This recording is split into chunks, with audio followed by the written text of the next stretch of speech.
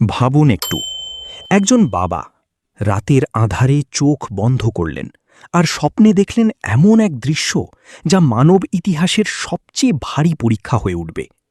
আল্লাহর পক্ষ থেকে আদেশ এলো, তোমার সবচেয়ে প্রিয় জিনিস কুরবানি দিতে হবে।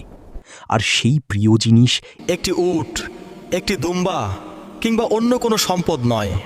সেটি ছিল তার বুকের ধন, তার নিজের পুত্র হজরত ইসমাইল আলাইহিসসালাম। এই অসহ্য ভার বুকে নিয়ে হজরত ইব্রাহিম আলাইহিসসালাম এগিয়ে গেলেন পুত্রের কাছে। লুকালেন না কিছুই, সব কিছু খুলে বললেন। আর তখন সেই কিশোর পুত্র হজরত ইসমাইল আলাইহিসসালাম যা বললেন তাতে কেঁপে উঠেছিল আকাশ জমিন।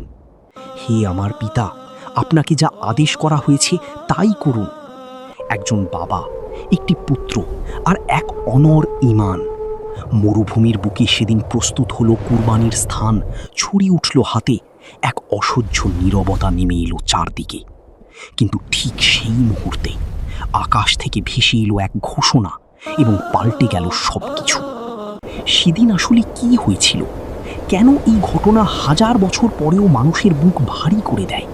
এই প্রশ্নের উত্তর লুকিয়ে আছে পুরো গল্পের ভেতরে। পুরো গল্পটি দেখার জন্য আমাদের চ্যানেলটিকে সাবস্ক্রাইব করুন এবং নিচে দেওয়া লিঙ্কে ক্লিক করে পুরো ঘটনাটি জেনে নিন। ধন্যবাদ।